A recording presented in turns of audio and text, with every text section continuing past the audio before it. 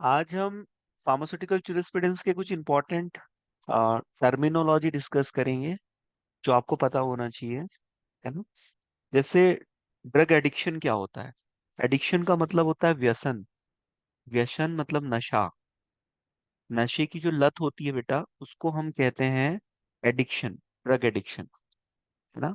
और किस टाइप के ड्रग्स एडिक्शन कॉज करते हैं? जैसे अल्कोहल है, चरस है, गांजा है, फीम है, टोबैको है ना, गुटखा, पाउच, सिगरेट, बीड़ी। ये एडिक्शन कॉज करता है, ये हैबिट फॉर्मिंग होता है, ये ड्रग डिपेंडेंस कॉज करता है। इनमें मेडिसिनल इफेक्ट भी होता है, लेकिन इसका मिसयूज करता है पेशेंट, मरीज।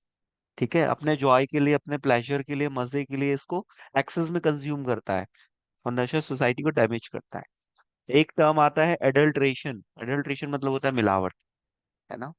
क्वालिटी कंट्रोल से हम मिलावट का पता लगाते हैं। प्रोडक्ट रॉ मटेरियल की प्यूरिटी को टेस्ट करते हैं, फाइनल प्रोडक्ट की क्वालिटी को इंश्योर करते हैं। गुणवत्ता जरूरी है ना, तो एडल्ट्रेशन को का हम पता लगाने के लिए एनालिसिस करते हैं, और क्वालिटी का पता लगाते हैं कि प्रोडक्ट की क्वालिटी कैसी है, कहीं प्रोडक्ट सब स्टैंडर्ड क्वालिटी का तो नहीं है ना। तो ये हमें पता चल जाता है क्वालिटी कंट्रोल से। तो एडल्ट्रेशन का मतलब होता है मिलावट। अब मिलावट करते क्यों है? मुनाफा कमाने के लिए। किसी महंगी चीज को सस्ती चीज से सब्स्टिट्यूट कर दिया जाए, है ना। जैसे दूध में पानी मिला दिया जाए। दूध है 60 रुपए लीटर, और पानी है 20 रुपए लीटर। तो पानी से दूध महंगा है, तो दूध में यदि पानी मिला दिया जाए तो व्यक्ति फायदा, मुनाफा कमा सकता है। तो जनरली दूध में पानी मिलाया जाता है ना। ऐसा ही ड्रग्स के साथ भी होता है।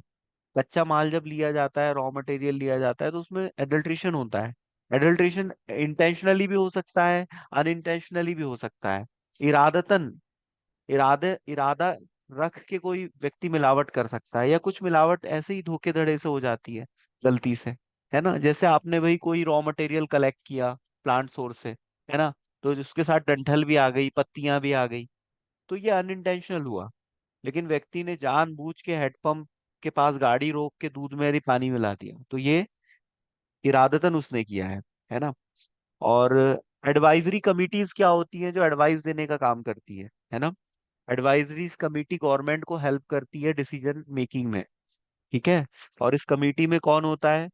ऐसे विद्वान होते हैं जो अपनी फील्ड का नॉलेज रखते हैं। तो ये होता है एडवाइजरी कमिटीज। अमेंडमेंट्स क्या होता है? अमेंडमेंट का मतलब होता है संशोधन। संशोधन मतलब सुधार करना। तो जब भी कोई एक्ट बनता है, कोई नियम कानून बनाया जाता है, तो इसमें समय समय पे लूप होल्स को आइडेंटिफाई करके इस नियम कानून की कमियों को दूर किया जाता है। तो जिसको हम संशोधन कहते हैं, अमेंडमेंट, है ना। जुरिस्प्रूडेंस में आपने देखा होगा, यदि कोई एक्ट आया है जैसे 2002 में, तो उसमें अमेंडमेंट होंगे, सुधार होंगे, 2-3 साल बाद फिर उसको रिलॉन्च करेंगे, है ना। तो इस टाइप से उसमें शोधन करके, अमेंडमेंट करके उस एक्ट को और ज्यादा इफेक्टिव और इफिशिएंट बनाया जाता है। एनेस्थेटिक्स क्या होते हैं? एनेस्थेटिक्स को हम निश्चेतक कहते हैं। ऐसी दवाइयां जो पेशेंट को बेहोश कर देती है ना, पेशेंट को अनकॉन्शियस कर देती है। पेशेंट को कुछ ख्याल नहीं रहता उसके आसपास क्या हो रहा है ना। तो मेजर सर्जरीज में एनेस्थेटिक यूज किए जाते हैं। इसका एग्जाम्पल क्या है? कीटामीन और प्रोपोफोल, ये दोनों आईवी रूट से दिए जाते हैं। कुछ गैसेस फॉर्म में यूज किए जाते हैं। ठीक है। जब सेडेटिव हिप्नोटिस का डोज बढ़ा दिया जाता है, तो वो एनेस्थेटिक्स की तरह काम करने लगते हैं। ड्रग एनालिसिस क्या होता है?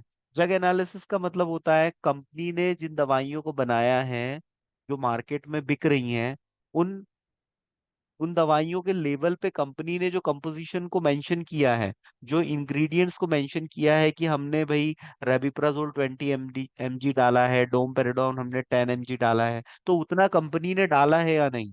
तो इसको लेबोरेटरीज में सेंड किया जाता है सैंपल को, और एनालिसिस की जाती है कि वो कंपोजिशन एक्यूरेट है या नहीं। इसी को हम बोलते हैं ड्रग एनालिसिस। ठीक है। ऑथोरिटी क्या होती है? ऑथोरिटी, आपने आपके जुरिस्प्रूडेंस में बहुत सारी ऑथोरिटी पढ़ी होगी, है ना। जैसे सीडीएल है, सेंट्रल ड्रग लेबोरेटरी। ठीक है। आपका जनरल कंट्रोलर ऑफ ड्रग, है ना। तो ये सब ऑथोरिटीज होती हैं, जो कि जैसे आपका बीपीसीओ की एक ऑथोरिटी होगी, ड्रग प्राइस कंट्रोल ऑर्डर। ठीक है। तो ये प्राधिकरण होते हैं जो कि फार्मास्यूटिकल इंडस्ट्रीज को इंस्ट्रक्शंस और गाइडलाइंस जारी करते हैं। कि उनको किस तरह से काम करना है। ठीक है। और जब भी दवाइयाँ कंपनी में बनाई जाती है तो बैच वाइज उसको डिस्पैच किया जाता है मार्केट में। ठीक है। वो C&FA पे आती है, गोडाउन पे, और गोडाउन से जाती है डिस्ट्रीब्यूटर, डिस्ट्रीब्यूटर से जाती है रिटेलर, और रिटेलर से जाती है कंज्यूमर के पास। ठीक है। तो बैच इसके पास किए जाते हैं, और हर बैच का क्वालिटी कंट्रोल किया जाता है, और क्वालिटी एश्योरेंस डिपार्टमेंट इसके रिकॉर्ड को मेंटेन करके रखता है, ताकि इंस्पेक्शन के टाइम पे शो किया जा सके। है ना। कल को कोई लीगल ऑब्जेक्शन यदि आता है, कल को कोई कोर्ट केस होता है, तो कंपनी अपने आप को सेफ साइड पे रखने के लिए डॉक्यूमेंटेशन कंप्लीट रखती है, जिसको हम बोलते हैं रिकॉर्ड कीपिंग। ठीक है। और ये जो क्लिनिकल ट्रायल्स होते हैं ना बेटा, वहां पर एनिमल्स की ब्रीडिंग भी की जाती है। अब जैसे चूहे हैं, चूहे की यदि हम ब्रीडिंग करेंगे तो हमारे पास चूहे की क्वांटिटी बढ़ते रहेगी, क्योंकि जब हम एक्सपेरिमेंट करते हैं तो चूहे मर भी जाते हैं, एनिमल्स मर भी जाते हैं, तो हम एनिमल्स की साथ ही साथ ब्रीडिंग भी करते हैं। है ना। एनिमल्स की पैदावार और उनकी मतलब जन्म दर और मृत्यु दर के बीच में हम एक बैलेंस बना के रखते हैं, ताकि हर समय हमारे पास दवाइयों के एक्सपेरिमेंट करने के लिए हमारे पास एनिमल्स रहने चाहिए। और ये सब आता है आपका CPC गाइडलाइंस में, जो कि एनिमल एथिक्स कमिटी द्वारा निर्धारित की जाती हैं। एनिमल्स को प्रॉपर केज में रखा जाता है ना, पिंजरों में रखा जाता है, उनको प्रॉपर टेम्परेचर दिया जाता है, उनको लंच और डिनर प्रोवाइड किया जाता है, ब्रेकफास्ट जो भी वो करते हैं, जो उनका पसंद होता है एनिमल्स की, उनके बिहेवियर की स्टडी की जाती है, क्योंकि एनिमल्स हमें हेल्प करते हैं ना दवाइयों की के एक्सपेरिमेंट्स करने में, दवाइयों की एक्टिविटी को चेक करने में। है ना। और जब हम दवाइयों की एक्टिविटी बेटा इनसाइड द बॉडी चेक करते हैं तो हम उसको इन विट्रो स्टडी कहते हैं। और यदि दवाई की एक्टिविटी को हम आउट ऑफ बॉडी चेक करते हैं तो हम उसको इन विट्रो कहते हैं, और यदि बॉडी के अंदर करेंगे तो इन वीवो कहते हैं। ठीक है। इन वीवो मतलब inside the body, in vitro मतलब आउटसाइड द बॉडी। यदि मैंने चूहे का सपोज लंग्स आइसोलेट कर लिया, एक्सट्रैक्ट करके निकाल लिया उसको, है ना, सेपरेट आउट कर लिया बॉडी से, या चूहे का हार्ट मैंने सेपरेट आउट कर लिया, या कोई चूहे का पर्टिकुलर, जैसे मैंने चूहिया का यूट्रस निकाल लिया, बच्चादानी, मुझे किसी ड्रग की मतलब एक्टिविटी चेक करनी थी, तो मैंने उसको यदि बॉडी से बाहर निकाल लिया है ना, और फिजियोलॉजिकल सॉल्ट सॉल्यूशन में रख के मैं ऑर्गन बाथ पे यदि उस पर एक्सपेरिमेंट कर रहा हूँ, तो वो इन विट्रो कहलाता है। और इन वीवो मतलब इनसाइड द बॉडी, मतलब चूहे को मैंने दवाई खिला दी ओरल रूट से या IV रूट से, उसके बाद मैं चूहे पे उस दवाई के इफेक्ट को चेक कर रहा हूँ, तो इसको बोलते हैं इन वीवो। तो इन वीवो और इन विट्रो याद रखना आप ही क्या होता है। ठीक है। और कंपाउंडिंग क्या होती है भाई, है ना। आपने फार्मेसी की डेफिनेशन में पढ़ा होगा, pharmacy is the art of manufacturing, compounding and dispensing of medicine. तो कंपाउंडिंग मतलब होता है मेडिसिन के कॉम्बिनेशन बनाना। है ना।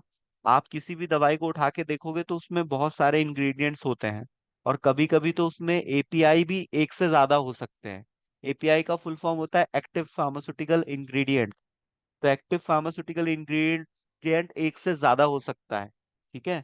तो इसी को हम बोलते हैं कंपाउंडिंग। जैसे रेबिप्राजोल, रेबिप्राजोल और डोमपेराडोन का कॉम्बिनेशन। रेबिप्राजोल होता है प्रोटॉन पंप इनहिबिटर।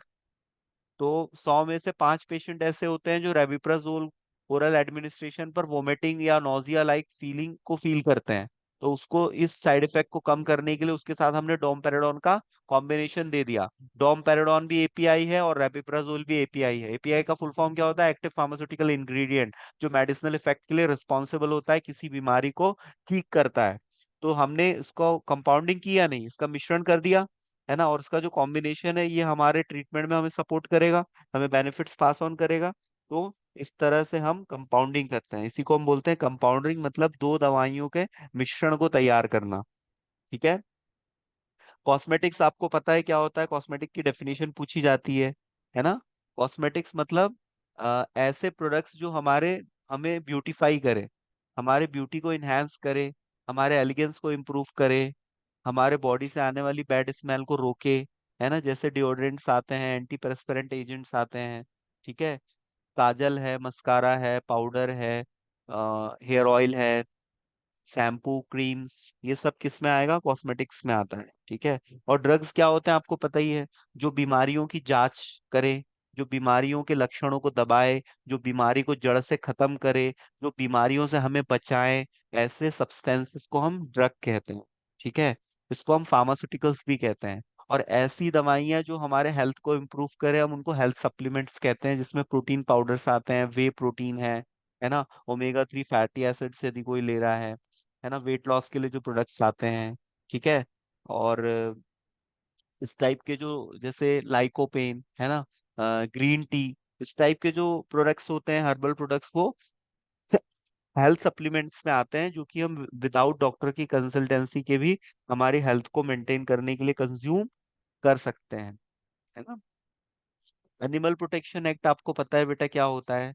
एक्सपेरिमेंट के दौरान एनिमल पे क्रुएल्टी ना हो, उन ह्यूमन बींग्स का जो क्रूअल बिहेवियर है, इसको उन बेजुबान जानवरों को सहन ना करना पड़े, इसके लिए एनिमल एथिक्स कमेटी बनाई गई, और एनिमल से संबंधित कुछ नियम कानून बनाए गए, क्योंकि एनिमल्स को भी जीने का पूरा अधिकार है।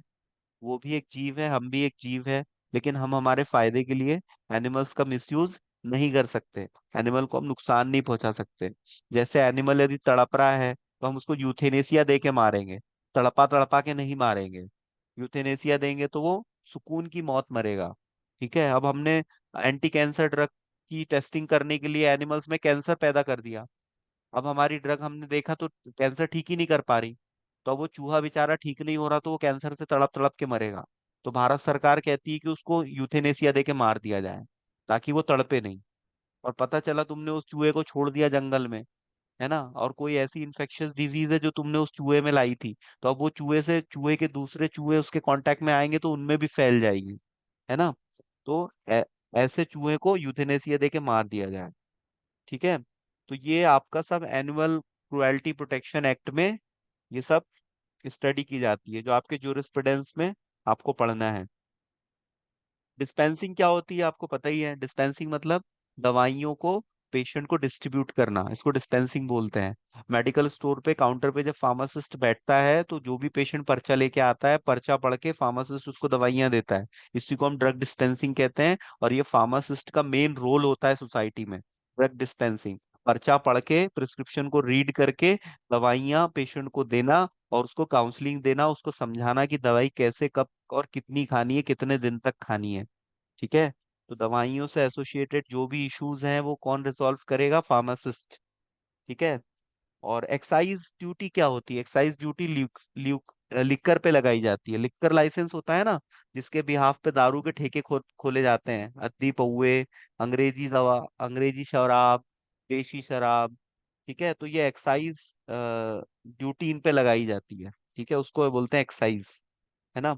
और किस पे लगती है? लिक्कर पे लगती है। लिक्कर मतलब नशीले पदार्थ, अल्कोहल जिसमें आता है, बियर, वाइन, और आपका रम, ठीक है, ये सब इसमें आता है। हर ड्रग का अपना फॉर्मूला होता है। फॉर्मूला कहाँ पर मेंशन होता है बेटा? फार्माकोपिया में। फार्माकोपिया मैंने आपको पढ़ाया था ना क्या होती है। ये ड्रग रेसिपी बुक होती है, जिसमें दवाइयों के बनाने की मेथड दी हुई है, दवाइयों के प्यूरिफिकेशन की मेथड दी हुई है ना। तो फार्माकोपिया में पता होना चाहिए क्या होती है, आईपी, बीपी, यूएसपी, ये आपने फर्स्ट ईयर में पढ़ रखा है ना। गिल्टी वो व्यक्ति होता है ना, दोषी, जो किसी भी नियम कानून का उल्लंघन करता है, उसको हम गिल्टी बोलते हैं। तो फार्मेसी रेगुलेशन में जितने भी नियम कानून हैं, इनको तोड़ने पर आर्थिक दंड भी लगाया जा सकता है, जिसको हम फाइन बोलते हैं, और शारीरिक दंड भी दिया जा सकता है। शारीरिक दंड में आता है कैद, है ना, आपकी आजादी छिन जाती है, आपको जेल में ठूस दिया जाता है। ठीक है, और जितने भी साल की सजा हो, 4 महीने 6 महीने आपको काटनी पड़ती है। बाकी आप उधम मचाना बंद कर दो, और आप इंस्ट्रक्शंस को, रूल्स रेगुलेशंस को रिस्पेक्ट करो, और उनको फॉलो करो, है ना।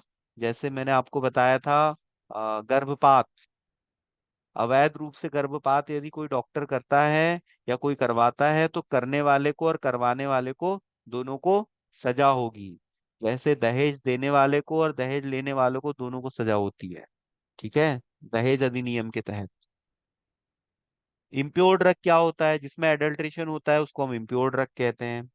इंजूरियस ड्रग क्या होता है ना, ऐसा ड्रग जिसमें एडल्ट्रेशन हो चुका है, जिसकी इफिकेसी कम हो गई है, स्टेबिलिटी कम हो गई है, जो स्वास्थ्य को नुकसान कर सकता है, हमारे बॉडी के सेल टिश्यू को डैमेज कर सकता है, उसको इंजूरियस ड्रग कहते हैं। ठीक है। और जब भी फैक्ट्री में दवाइयां बनती है बेटा, तो अपशिष्ट पदार्थ भी निकलता है ना, वेस्ट मटेरियल। और इस वेस्ट मटेरियल का हम प्रॉपर डिस्पोजल नहीं करेंगे, तो जिसकी वजह से इनको यदि हम नदियों में छोड़ देंगे, तो इससे हमारा जो इन्वायरमेंट है, प्लांट्स हैं, सॉइल है, इसमें पॉल्यूशन होगा और ये हमारी हेल्थ को डैमेज करेंगे।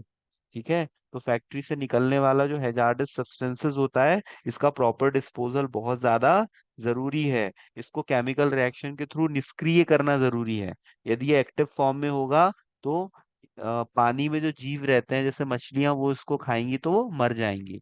तो हमारा जो चैन है, इकोसिस्टम, वो डिसबैलेंस हो जाएगा।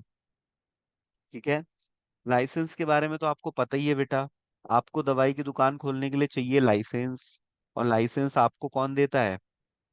हम्म लाइसेंसिंग अथॉरिटी हर स्टेट की, जो आपको ये इंश्योर करती है कि हाँ आप कैपेबल हो मेडिकल स्टोर चलाने के लिए।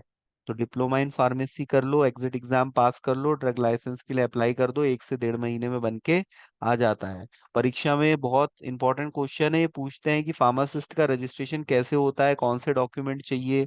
ये क्वेश्चंस आप तैयार कर लीजिएगा। ठीक है।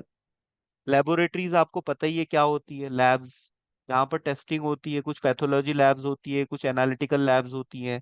एनालिटिकल लैब का एग्जांपल है सीडीएल, सेंट्रल ड्रग लेबोरेटरी। और स्टेट लेवल पे भी लेबोरेटरीज होती हैं जहाँ पर ड्रग इंस्पेक्टर सैंपल को सेंड करता है, और वो उसकी रिपोर्ट बना के एनालिस्ट देता है और बताता है कि ये प्रोडक्ट की क्वालिटी कैसी है। और यदि प्रोडक्ट की क्वालिटी घटिया है, सब स्टैंडर्ड है, तो उस केस में क्या होगा बेटा? कंपनी बंद हो जाएगी। कंपनी को नोटिस भेजा जाएगा, और कंपनी अपनी गलतियां नहीं सुधारती है, प्रॉपर एक्सप्लेनेशन नहीं देती है, तो कंपनियां बंद हो जाती है। तो किसी भी रूल रूल को फॉलो करना बहुत जरूरी होता है ना। किसी भी प्रकार का हमें मिसकंडक्ट नहीं करना है। ठीक है।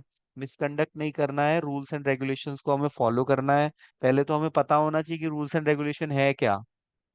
कोई व्यक्ति यदि गलत साइड से गाड़ी चला रहा है तो दो चीजें हो सकती है। या तो उसको पता ही नहीं है कि मैं रॉन्ग साइड पे चल रहा हूँ, या तो उसको पता है और वो जानबूझ के चल रहा है, या तो ये हो सकता है उसको पता है और वो मजबूरी में चल रहा है। तो ऐसे 2-3 पॉसिबिलिटीज बनती हैं। लेकिन वायलेशन तो वायलेशन होता है। तो रूल्स एंड रेगुलेशन का वायलेशन आपको जिस जिस हद तक हो सके आपको नहीं करना है। और यदि आपने कर दिया है तो फिर आपके पास वैलिड रीजन होना चाहिए ना। तो वैलिड रीजन यदि आपका कंसीडर किया जाएगा तो आपको रिबेट मिल सकती है, छूट मिल सकती है। नहीं तो फिर आप दंड के अधिकारी हो। ठीक है। नारकोटिक ड्रग्स क्या होते हैं? जो मादक पदार्थ होते हैं, जो अ, ऐसी दवाइयां जो हमें नींद लाती हैं, ये सब नारकोटिक्स में आती है। एम्फेटामिन्स दवाई आती है ना। आपका lysergic acid derivatives, LSD drugs, जिनका लोग मिसयूज करते हैं। हेरोइन आता है, स्मैक्स लोग यूज करते हैं आजकल तो, युवाओं में बहुत ज्यादा पॉपुलर है। गोवा साइड तो बस लोग नशे में धुत रहते हैं दिन रात, है ना। सो के उठते हैं तो नशा, और सोने से पहले भी नशा, हमेशा नशे में ही रहते हैं। तो वो ये नारकोटिक ड्रग्स का बहुत ज्यादा यूज करते हैं, स्मैक, हीरोइन, गांजा, चरस, भांग। ठीक है। और तो ये सब कुछ टर्मिनोलॉजी है ना। लास्ट क्लास में मैंने आपको बताया था जैसे पेटेंट क्या होता है ना। पेटेंट कंपनी को ये फैसिलिटी देता है कि वो मार्केट में अपनी मोनोपोली क्रिएट कर सके और एक प्रोडक्ट पे अपना एकाधिकार के साथ उसको बेच सके, ताकि जो पैसा उसने इन्वेस्ट किया है उस ड्रग के डिस्कवरी के लिए, उसके डेवलपमेंट के लिए, है ना, फॉर्मुलेशन डेवलप करने के लिए, तो वो पैसा उसका रिकवर हो सके। पेनाल्टी मतलब होता है दंड, फाइन। फाइन और पेनाल्टी या आर्थिक दंड की श्रेणी में आता है, मतलब पैसे मांगे जाते हैं। ठीक है, तब हम आपको छोड़ देंगे। ठीक है। यदि आपसे कोई गुनाह हो गया है तो आपसे आर्थिक दंड लेकर आपको छोड़ा जा सकता है। ठीक है। आपसे कहेंगे भाई 50,000 रुपये फाइन दे दो और फ्री आप कल से, और नहीं तो फिर हम आपको अंदर ठूस देंगे जेल में। तो इसको बोलते हैं पेनाल्टी। फार्माकोपी आपको पता ही है क्या होती है ना। प्रिवेंटिव एक्शंस क्या होते हैं? किसी भी बीमारी से बचने के लिए हम जो एक्शंस परफॉर्म करते हैं, जैसे हम मलेरिया से बचने के लिए यदि मच्छरदानी लगा के सोते हैं तो ये प्रिवेंटिव एक्शन है। ठीक है। यदि हम मच्छरों से बचने के लिए जैसे ओडोमास लगा रहे हैं, ओडोमास एक क्रीम आती है जो स्किन पे आप लगा लोगे तो मच्छर नहीं बैठेंगे, बैठेंगे नहीं तो काटेंगे नहीं। तो आप ओडोमास लगा रहे हो, ये प्रिवेंटिव एक्शन है। आप आपके दांत मांज रहे हो, रोज ब्रश कर रहे हो सुबह शाम खाना खाने के बाद, और अपने दांतों में किसी भी प्रकार का कोई शुगर सब्सटेंस यदि फंसने नहीं दे रहे, तो ये प्रिवेंटिव एक्शन होता है। तो हर बीमारियों का प्रिवेंटिव एक्शन होता है और हमें पता होना चाहिए। जैसे अस्थमा का प्रिवेंटिव एक्शन क्या है, डायबिटीज का प्रिवेंटिव एक्शन क्या है। भाई डायबिटीज से कैसे बच सकते हैं, अस्थमा से कैसे बच सकते हैं, हाइपरटेंशन से कैसे बच सकते हैं, जितनी भी बीमारियां हैं इनसे बचने के लिए हम क्या कर सकते हैं, ये हमें पता होना चाहिए। सैकड़ों बीमारियां हैं जिसके नाम आपको पता है, लेकिन साथ साथ आपको सॉरी प्रिवेंटिव एक्शन भी पता होने चाहिए कि उन बीमारियों का बचाव क्या है ना।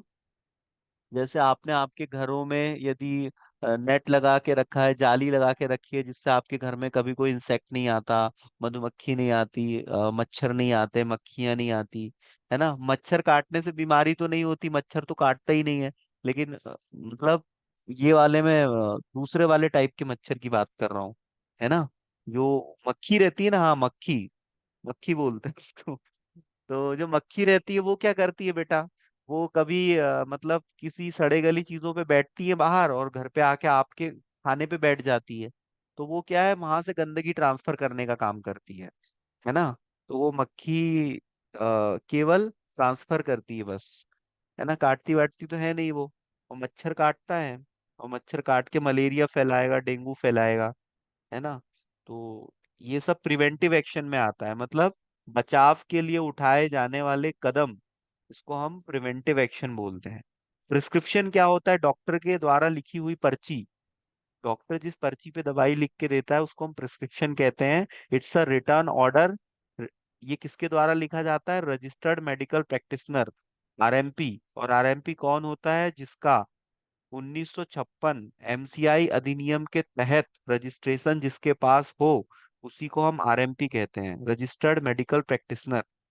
एमसीआई एक्ट कब आया था, medical council of India act, ये आया था 1956 में।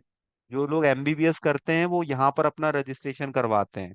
जैसे हम लोग हमारा रजिस्ट्रेशन कहाँ कराते हैं, स्टेट फार्मेसी काउंसिल में, वैसे ही डॉक्टर अपना रजिस्ट्रेशन करवाते हैं एमसीआई में। ठीक है।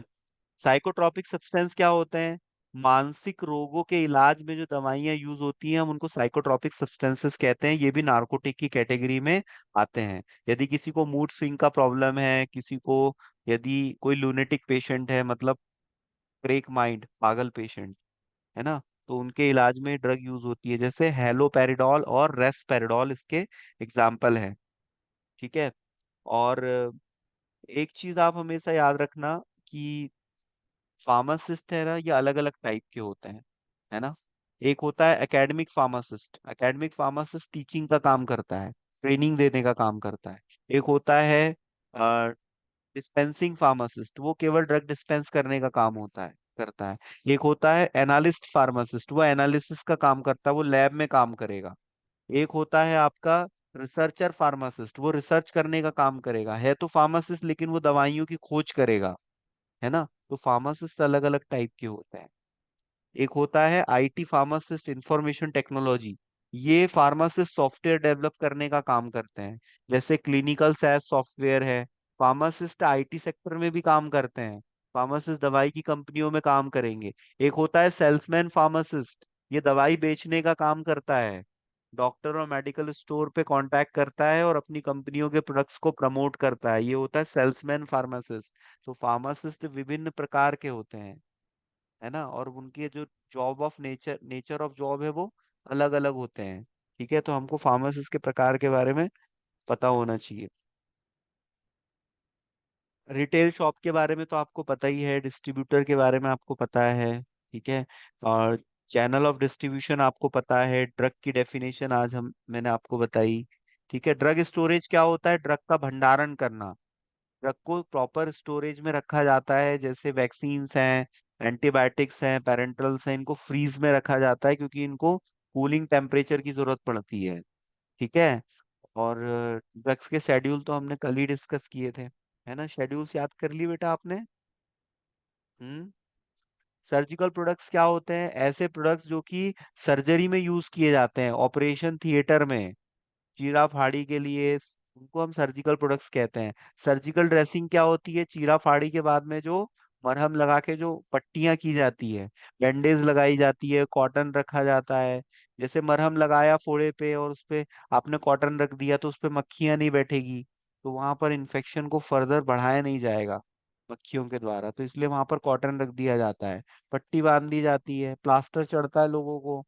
एक्सीडेंट होता है, घुटने की हड्डी टूट गई, एड़ी की हड्डी टूट गई, कच्चा प्लास्टर, पक्का प्लास्टर, ये सब सर्जिकल प्रोडक्ट्स में आता है ना। और सर्जिकल ड्रेसिंग, चीरा फाड़ी होगी तो बंद भी तो करना पड़ेगा, है ना। पेट काटेंगे तो पेट को सिलना भी पड़ेगा, ऐसा कटा हुआ नहीं छोड़ सकते, नहीं तो बैक्टीरिया वायरस वहां अटैक कर लेंगे और नाम नाम सत्य हो जाएगा मरीज का। ठीक है। तो ये सारी वेयर हाउसिंग तो आपको पता ही है, जो गोदाम होते हैं दवाइयों के, उनको हम वेयर हाउसेस कहते हैं, है ना। वेयर हाउसेस में दवाइयों का भंडारण किया जाता है, उनको स्टोर करके रखा जाता है। दवाइयाँ भी कई प्रकार की होती है, आयुर्वेदिक दवाइयाँ होती है, अंग्रेजी दवाइयाँ होती हैं, एलोपैथिक मेडिसिन, होम्योपैथिक मेडिसिन होती हैं, है ना। और आपकी वेटनरी मेडिसिन होती हैं, वेटनरी मेडिसिन जो एनिमल्स के ट्रीटमेंट में यूज की जाने वाली दवाइयाँ हैं, है ना। जैसे कोई व्यक्ति ने डॉग पाल रखा है, कैट पाल रखी है, किसी के यहाँ मछली है, तो ये लोग भी तो बीमार पड़ते हैं बेटा, तो इनके इनके डॉक्टर अलग होते हैं, उसको हम वेटनरी डॉक्टर बोलते हैं। छोटी छोटे शहरों में तो नहीं, जो मेट्रो सिटीज होती है वहां पर आप वेटनरी डॉक्टर्स भी देख सकते हो। ठीक है, गांव में भी वैसे वेटनरी डॉक्टर होते हैं। अब जैसे आर्टिफिशियली प्रेग्नेंट कर दिया जाता है गायों को, भैंसों को, तो डॉक्टर को कॉल किया जाता है कि भाई आओ, समझो हमारी भैंस को प्रेग्नेंट कर दो। तो डॉक्टर के पास एक मशीन होती है, गन, उसमें मतलब एक गन जैसी स्ट्रक्चर की मशीन होती है, और आर्टिफिशियली भी गायों और भैंसों को प्रेग्नेंट कर दिया जाता है। भैंसा की जरूरत ही नहीं पड़ती है, सांडों की। ठीक है। तो गांव में भी वेटनरी डॉक्टर होते हैं और वो ये सब काम करते हैं। अब गाय को भी बुखार आ रहा है, गाय को भी उल्टियां आती है, ऐसी बात नहीं है ना। तो गाय की देखभाल, जितने भी दुधारू पशु है, और खेती किसानी के लिए बेचारे किसान जो बकरियां पालते हैं, तो बकरियों की भी देखभाल करने के लिए डॉक्टर चाहिए, है ना। और कुछ लोग बंदर पालते हैं, कुत्ता पालते हैं, और बिल्ली पालते हैं, तो इनकी देखभाल के लिए भी डॉक्टर की जरूरत पड़ती है। लेकिन गांव में खेती किसानी ज्यादा होती है, तो गाय बैल और भैंस का ज्यादा ध्यान रखा जाता है। मैंने तो गांव में नहीं देखा कि कोई पर्शियन कैट और बुलडॉग पाल रहा है, डाबरमैन कुत्ता पाल रहा है। वो लोग जानवर पालते हैं जिनसे उनको फायदा होता है। और शहर के लोग दिखावे के लिए कुत्ता बिल्ली पालते हैं। तो पर्शियन कैट क्या सुरक्षा दे पाएगी, है ना, कोई सुरक्षा नहीं दे पाएगी। पर लोग पालते हैं तो दिखावे के लिए पालते हैं। और गाय गाय के लोग जो जानवर पालते हैं बेटा, वो उनके जीविका का साधन होते हैं, है ना। गाय से उनको दूध मिलता है। वो सोचते हैं यार कुत्ता पालेंगे तो क्या करेंगे, ना कुत्ते का दूध काम का कुतिया का, ना मूत काम का, है ना। लेकिन गाय पालने से क्या फायदा है बेटा, गाय का दूध भी काम का है और गाय का यूरिन भी काम का है ना। गाय के गौमूत्र से बहुत सारी औषधियां बनती है। तो लोग कभी कभी अपना फायदा देख के भी एनिमल्स को पालते हैं, इसमें दोनों का फायदा रहता है। एनिमल्स का भी फायदा हो जाता है और पालने वाले का भी फायदा हो जाता है। लेकिन शहर के लोग दिखावा करते हैं, वो ऐसा कुत्ता पालेंगे कि कोई काम का ना धाम का, बस शो पीस का रहता है वो। खैर, अपनी अपनी जगह सभी लोग सही हैं, सबके अपने विचार होते हैं। ठीक है, तो ये सब चीजें हैं भैया। ओके, कल कोई होमवर्क दिया था क्या मैंने आपको? चलो, आज मैं मेरी वाणी को यही विराम देता हूँ। ठीक है, आप लोग पढ़ाई पढ़ाई जारी रखें। कल मिलते हैं हम लोग। Have a nice day, bye.